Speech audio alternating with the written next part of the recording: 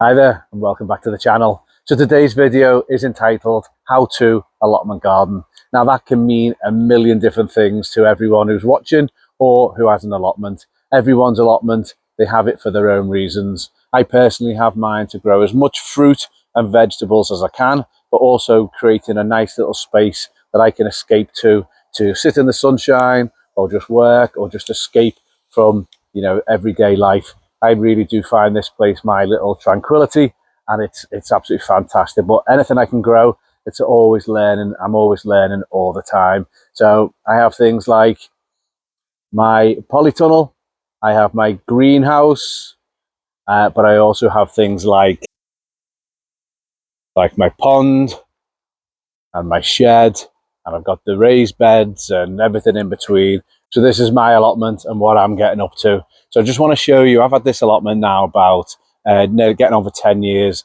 and I want to show you how it looked when I first took it on. It really has evolved. So this is when you first walk into the plot. I've got a nice little archway, and then I'm hoping this shot here should do it justice. This is how it looks now, and we've got the fig trees, we've got the apricot, the cherry. As I say, I've got my pond, I've got the figs, I've got banana trees, many more bananas over there. I've got my polytunnel and my greenhouse, and then in the far side you can see that shed. Now everything you can see in front of you is pretty much everything apart from that shed has been put in since I took on this plot, and it's been a good 10 years in the making and probably another 10 years planned. But this is how it looked when I first took it on. Hopefully you can see there is a few remnants. You'll be able to see the shed in the far right side. The greenhouse that was there, it was an old wooden one. Now that had completely perished and was only held up by an old grapevine, which sadly, as I took it down or as I cut it back, the whole thing absolutely fell apart. So I had to put in the new one, and that started out as just a single greenhouse. If I come round here, you can see it is actually a double now. So I managed to put two greenhouses in, join them together in the centre, and they then became my big double walk-in greenhouse. Around the back, we've got the raised beds, we've got the fruit, the soft fruit area, which is your raspberries and gooseberries and strawberries and black currants. I've got a nice apple tree that's still giving me apples. In fact, how's that apple got there? That looks like a bird's taken it and had a little chew on it. And then I've got some pumpkins. Not my biggest harvest this year, but I've got things like plum tree, and then there's just my shed here. So it has transformed. There's been a lot of change, and there always is. Always things going on. At the moment, I'm waiting for my medlars to ripen, also known as the dog's arse fruit. If you've been following my channel, you'll see how these are coming along, but they apparently aren't ready to eat until the first frost hits. So, as I say, how to allotment garden? Well, it's a different thing for each individual, and everyone has it for different reasons. Some people like to keep chickens or birds. I've got it mainly for my fruit, my vegetables, but as I said before, having a nice tranquil seating area is what I want to create next. So today's video, I'm going to make a start on clearing this. Inside there is actually, it's what I call my woodshed, and I inherited this shed, and it's basically where I pile up all my old spare pieces of wood that I seem to collect from multitude of places. But it's all going to come out, and we're going to take down this shed, because this is the area where the sun sets. So the sun is here, and we go right over there, and then it dips down behind those trees. So I want to clear this, flatten this, obviously create more space for myself, because if all that's flat, I'm going to put in a nice paved area with tropical plants such as palm trees and nice flowers, and I can sit there, maybe even a pergola of some sorts, just to make it a lovely seating area, probably with some more fruit trees around me, but a nice tropical paradise area for me to sit. And hopefully here's an artist's impression of what it's going to look like. As you can see, we've got all kinds of nice tropical plants in there. And if I can get it looking anything like that, then that's going to be a win. So today, I'm just going to make a start. I've got to try and get all that wood out. I've cleared an area next to my shed, the existing shed, which will be cleared out one day. I'm going to put all the wood here, cover that with a tarpaulin, and then I can get knocking down the existing wood shed from over there. You'll probably spot there's lots of things that I've got lots of plans. I'm not telling you what that's going to be. You have to subscribe to find out what that's going to be. But I have got lots of materials here that can all help create something special. So for now, let's start taking the wood out of the shed and see how far we get on.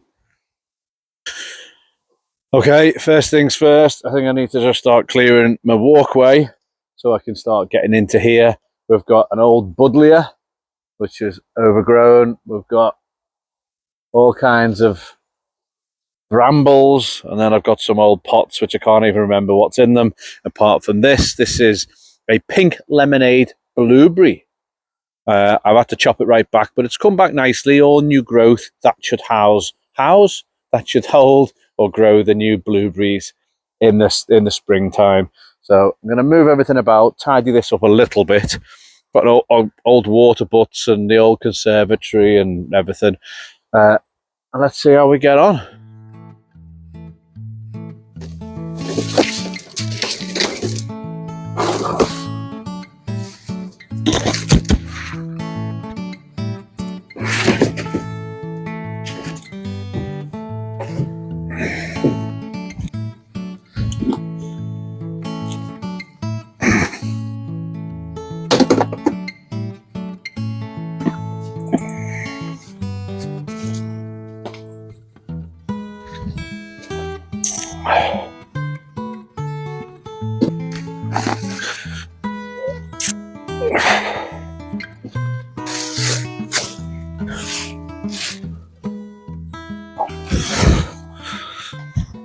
Okay, I've cleared all this rubbish and mess around here.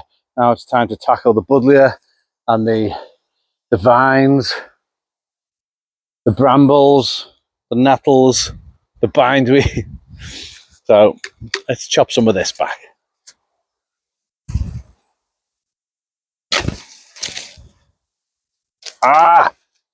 First piece, look. Stuck to me. This is terrible stuff, these brambles. Some of them have blackberries on them, others just go huge. Look at this. Look at that. That's probably only in a few months, though. Unbelievable.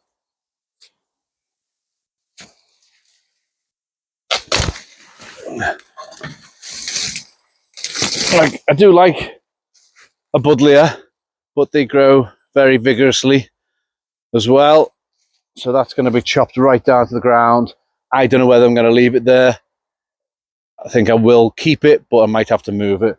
But for now, it's too leggy. It hardly even produced any flowers, this one, this year. So we'll chop it back. Here's a huge nettle. Need to dig that out properly so I can get to it.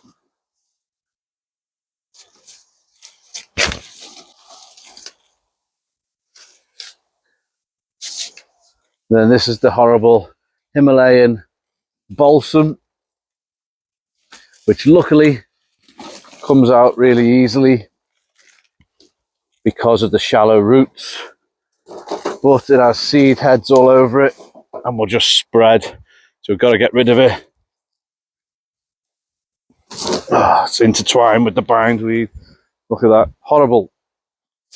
Out now.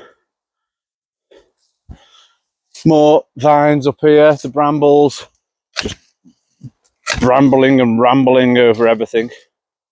All got to come out. I haven't got the best gloves on for this, to be honest. These are quite thin and they are so prickly and spiky. Got to be careful. I might have to put my thicker ones on to clear all this. But as you can see, we're starting to get in here. Lots of nice pieces of wood I've saved from various other projects. They're going to create some kind of frame, some structure. Anyone who's got an allotment knows we're all hoarders, really. We keep things for a rainy day. Piece of wood might come in handy, might not, but if it's a good piece of wood and not damaged and rotten, try and keep it if you can. Okay, what a difference a couple of hours makes. All the weeds and the rubbish has been cleared from the woodshed. Do want to show you inside just to see how messy it is in there. Full of pieces of wood and plastic and all kinds. That will be coming out next, but already that you can see the potential here. We've got the back of the polytunnel and the greenhouse, and then I've now got this big area. Don't worry, that's not a door anywhere. Someone must have put that up years ago. It's a bit flimsy. But before all this gets cleared, some kind of paving area, and then the pergola up, seating, palm trees, Fatsia japonica, flowers, all those kind of tropical looking plants. Maybe even my buddleia will grow back. Then I'll have my gunnera, my dinosaur food. So as you can see, sun will be up here.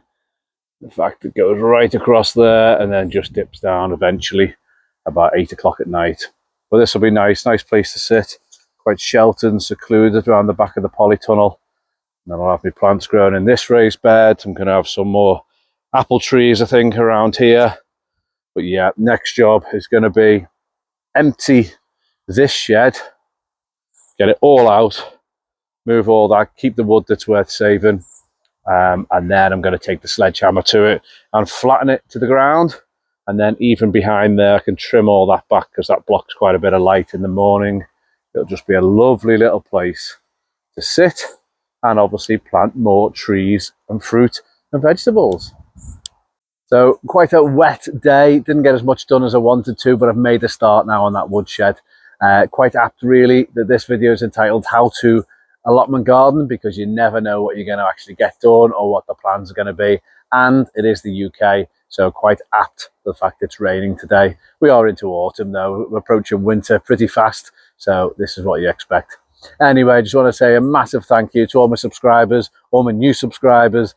Hope you've enjoyed the video. Please take care everyone, and I'll see you next time. Bye now.